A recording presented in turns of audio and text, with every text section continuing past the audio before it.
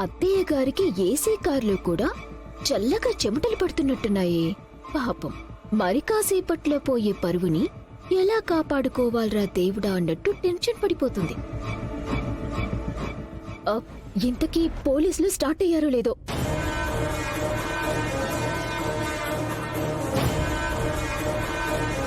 Hello hello inspector గారు, మీరు start అయ్యారు కదండి? స్టార్ట్ అయ్యాం. మంచిది మంచిది, త్వరగా వచ్చేసేయండి. అత్తయ్య గారు, పోలీసులు కూడా బయలుదేరిపోయారంట. మనం వెళ్లేసరికి వాళ్ళు వచ్చేస్తారులేండి.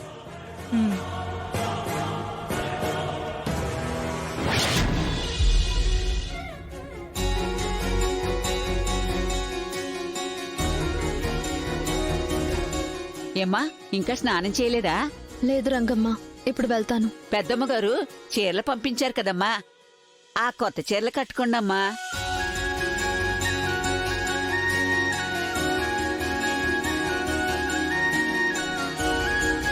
ఈ రోజు ఈ చీర కట్టుకోనా, ఆ చీర కట్టుకోనా? ఈ లచ్చిందేవి ఏ చీర కట్టుకున్నా అందంగానే ఉంటుందమ్మా. ఈ చీర కట్టుకోండమ్మా, మహా గొప్పగా ఉంటారు.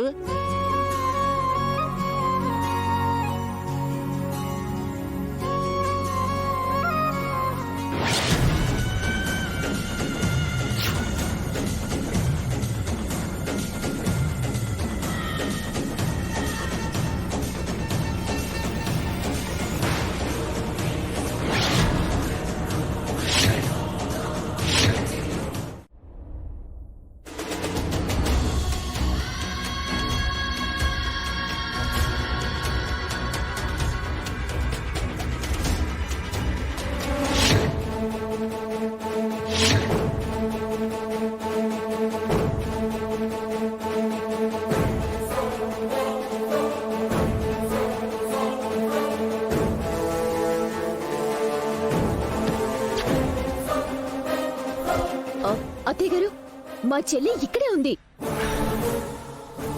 పదండి.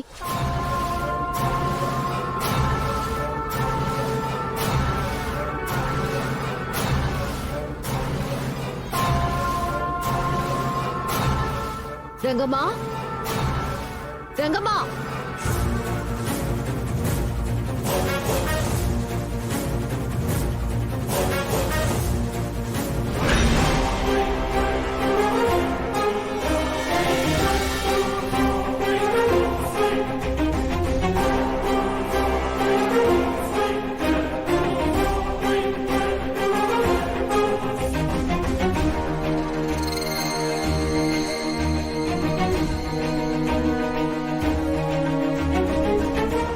ఏందమ్మా మీరిట్టా వచ్చారు?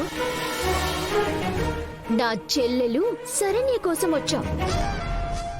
మీ ఇంట్లోనే తనని దాచావని నాకు తెలుసు.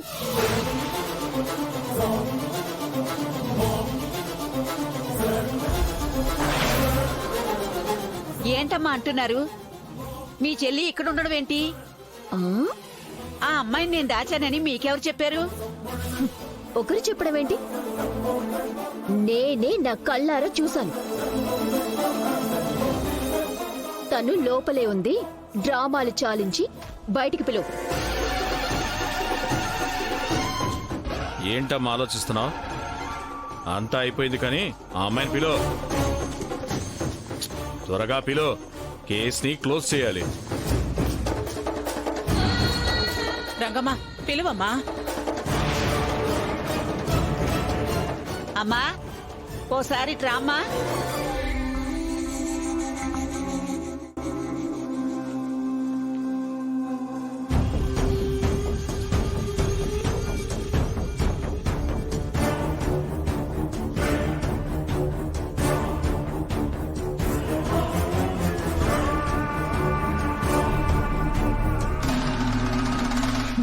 అదిగో వస్తోంది, చూడండి.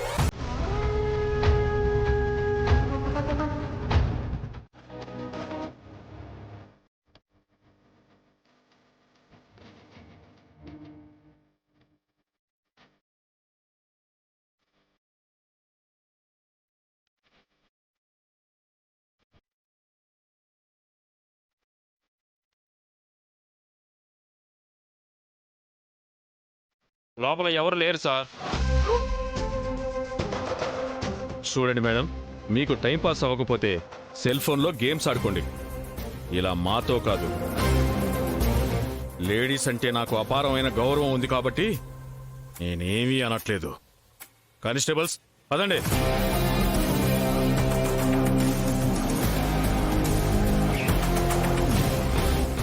అనన్య, ఏంటమ్మా ఇదంతా?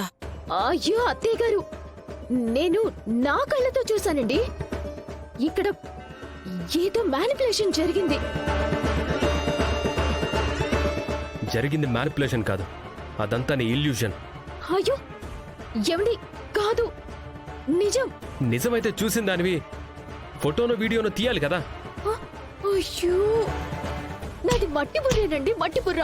అసలు నాకు అది తట్టనే లేదండి.